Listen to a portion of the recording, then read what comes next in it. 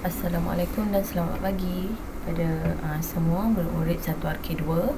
Okey, jadi hari ini kita akan pergi ke 7.2. Okey, kita nak membincangkan tentang kitar karbon dan kitar oksigen. Okey, jadi objektif hari ini pada akhir pembelajaran, kamu akan dapat yang pertama menerangkan proses-proses yang terlibat dalam kitar karbon dan oksigen. Yang kedua, menerangkan kesan-kesan gangguan kitar karbon dan oksigen. Dan yang ketiga, menyenaraikan aktiviti-aktiviti yang patut dielakkan untuk mengurangkan gangguan kitar karbon dan oksigen. Okey. Jadi sebelum kita pergi pada kitar karbon dan oksigen, cikgu nak bawa dulu kamu kepada kesan rumah hijau. Okey, pernah dengar tak kesan rumah hijau? Okey, kalau tak pernah dengar, hari ni kamu dah dengar. Okey, jadi cikgu nak terangkan kesan rumah hijau ni adalah satu fenomena yang sedang berlaku pada masa kini. Okey, apakah yang dimaksudkan dengan kesan rumah hijau? Okey, jadi di sini kita ada bumi. Jadi bumi ni ada banyak aktiviti yang berlaku di bumi. Okey, contohnya manusia, antara aktivitinya manusia akan melepaskan gas karbon dioksida. Kan, betul tak? Bila kita hembus nafas, gas karbon dioksida akan terbebas. Kemudian jika berlaku pembakaran, sama ada pembakaran terbuka ke apa, ni gambar api ni. Cikgu lukis gambar api ni. Okey, juga akan membebaskan gas karbon dioksida. Okey, kemudian kalau kita ada kilang, kilang yang melepaskan asap. Okey, jadi asap-asap ni seperti karbon dioksida juga dilepaskan ke udara. Okey, jadi kalau kamu tengok daripada aktiviti-aktiviti manusia ini, banyak yang membebaskan, dia akan membebaskan gas karbon dioksida. CO2 ni simbol untuk gas karbon dioksida. Okey, jadi apa yang berlaku? Gas karbon dioksida ni akan berkumpul di udara. Apabila terlalu banyak, dia akan berkumpul di ruang udara kita. Jadi kamu tengoklah di sini ada bukan sahaja gas rumah hijau, ada juga gas-gas lain. Okey, jadi gas-gas ni, gas-gas yang terperangkap yang terapung-apung di udara ni, ini kita panggil sebagai gas rumah hijau. Dan gas yang paling terkenal, gas rumah hijau ni, yang paling terkenal ialah gas karbon dioksida lah. Yang hari ni kita nak bincang kebanyakannya ialah gas karbon dioksida. Ada lagi yang lain Okey, kemudian apa yang berlaku bila gas ni terkumpul di sini? Okey, jadi kita nampak matahari. Matahari dia akan berikan kita cahaya dan juga haba. Okey, cahaya matahari akan pergi ke arah bumi, dan haba tadi yang daripada cahaya matahari ni akan diserap. Sebahagiannya akan diserap ke dalam bumi. Okey, dan sebahagiannya sepatutnya akan dipantulkan balik keluar ke angkasa lepas. Sepatutnya dia kena keluar daripada angkasa lepas. Tetapi disebabkan ada gas rumah hijau ni, dia menyebabkan haba ini tak dapat keluar daripada ruang udara bumi. Jadi apa berlaku pada gas ni? Okey, cikgu tunjuk dengan anak panah. Gas yang sepatutnya keluar ni, bukan gas, haba yang sepatutnya keluar, dia akan dipantulkan balik dan dia akan diserap oleh bumi. Jadi apa yang berlaku? Okey, pada bumi akan menjadi semakin panas. Ini yang berlaku sekarang kan? Cuaca semakin panas. Okey, ini yang kita panggil bila bumi semakin panas, ini yang kita panggil sebagai pemanasan global. Okey, ini satu masalah global lah yang kita sedang hadapi sekarang. Kesan rumah hijau telah menyebabkan pemanasan global berlaku. Okey, jadi kita tengok ini graf yang menunjukkan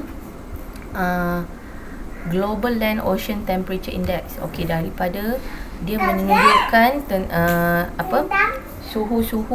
suhu bumi daripada tahun ke tahun, daripada tahun 1880 hingga 2000. Tahun 2000 kita tengok semakin meningkat. Ini yang kita panggil sebagai pemanasan global. Suhu bumi semakin lama semakin meningkat. Okey. Jadi sekejap ya. Okey. Jadi kita tengok ini pemanasan global. Okey, kesan pemanasan global. Tengok. Okey, apa yang berlaku, tanah kurang subur. Tanah tidak subur akibat kemarau. Okey, kemarau lah sebab pemanasan global kan. Jadi bila pemanasan global ni bukan sahaja kemarau, tetapi keadaan cuaca juga tidak menentu. Okey, cuaca tidak menentu. Jadi kerap berlaku ribut. Okey, itu semua ada kaitan dengan pemanasan global. Okey, kemudian kita tengok di sini. Ini yang paling ini antara kesan pemanasan global. Ais di kutub utara dan kutub selatan semakin mencair. Maksudnya ais ni sepatutnya tak cair, tetapi dia cair. Jadi apa yang berlaku bila dia cair, habitat binatang-binatang di sana hilang habitat. Contohnya beruang kutub hilang habitat. Kemudian bila cair juga apa berlaku? Paras air laut meningkat. Bila paras air laut meningkat, banyak kawasan daratan yang rendah akan tenggelam. Okey, dan makin lama ini sedang terjadi sekarang. Jadi bukannya berhenti, tidak berhenti lagi, masih lagi berlaku di sini. Okey. Okey. Jadi semua yang cikgu terangkan tadi tu, okey, fenomena kesan rumah hijau kemudian menyebabkan pemanasan global, dan pemanasan global menyebabkan banyak masalah lain. Ini semua terjadi apabila terdapat gangguan, ketidakstabilan. Gangguan tu maksudnya tidak stabil lah, gangguan kepada kitar karbon dan kitar oksigen. Dan lagi satu kitar oksigen. Okey, jadi hari ni kamu akan belajar, kamu akan cuba faham apa itu kitar karbon dan kitar oksigen. Okey. Jadi kita tengok dulu kitar karbon. Okey, jadi kalau kita nampak di sini, okey, ni dalam buku teks kamu kamu boleh rujuk muka surat 200. Okey.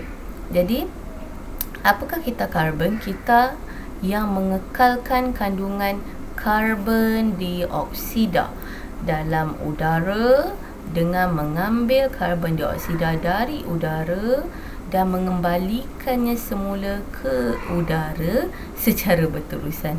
Nampak macam confused. Okey, tak apa.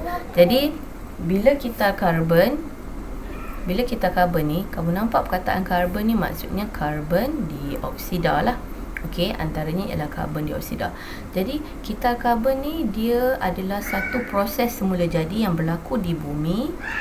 Okey, yang mana bumi kita ada aktiviti di dalam bumi yang akan bebaskan karbon dioksida, dan selepas dibebaskan ada juga aktiviti yang akan menyerap karbon dioksida. Jadi proses ni berlaku secara berterusan. Okey, dan ia akan menyebabkan karbon dioksida dalam udara tu seimbang. Seimbang. Dia tak lebih, tak kurang. Okey, jadi kita tengok prosesnya apa di atas ni. Okey, cuba kita tengok Jadi kita bermula dengan tumbuhan hijau. Sebenarnya kita punya kehidupan ni bermula dengan cahaya matahari, dan cahaya matahari pula dia akan menyebabkan tumbuhan hijau dapat tumbuh, dan kemudian kita pun dapat hidup lah ya. Okey, jadi sebenarnya tumbuhan hijau dia akan apa yang berlaku? Okey, di sini ada karbon dioksida dalam udara ni terhasil daripada beberapa proses. Okey, prosesnya ialah proses yang kamu nampak arrow warna merah ni. Arrow warna merah membebaskan karbon dioksida.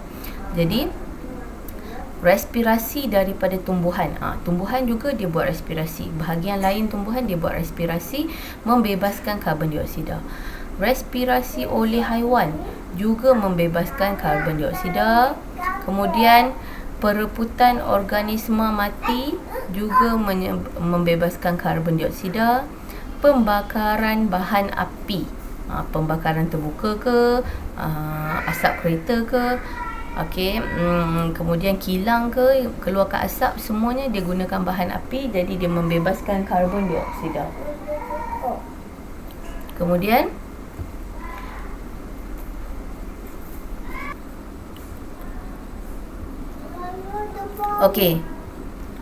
kemudian apa yang berlaku kemudiannya ialah gas karbon dioksida yang banyak di udara ni, kemudian dia terlalu banyak. Kalau terlalu banyak akan berlaku kesan rumah hijau kan. Jadi perlu ada proses yang menyerap gas karbon dioksida dalam atmosfera ni. Dan satu-satunya proses yang menyerap gas karbon dioksida adalah proses ini, fotosintesis. Jadi tumbuhan hijau dia akan melakukan proses fotosintesis, dan proses fotosintesis memerlukan gas karbon dioksida.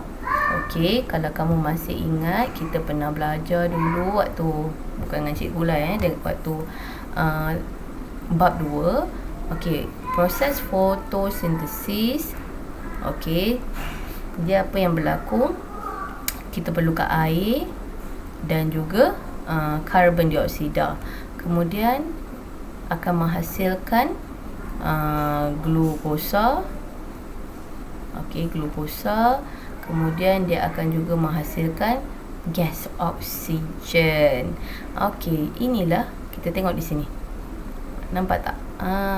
Jadi proses fotosintesis memerlukan karbon dioksida. Jadi karbon dioksida ni diambil daripada mana? Dia serap daripada persekitaran. Daripada persekitaran lah. Memang banyak karbon dioksida kan. Dan selepas proses fotosintesis, tumbuhan ni dia akan buat makanan dia sendiri, dan juga dia bebaskan oksigen. Oksigen tu terbebas ke udara. Jadi ini kitar karbon.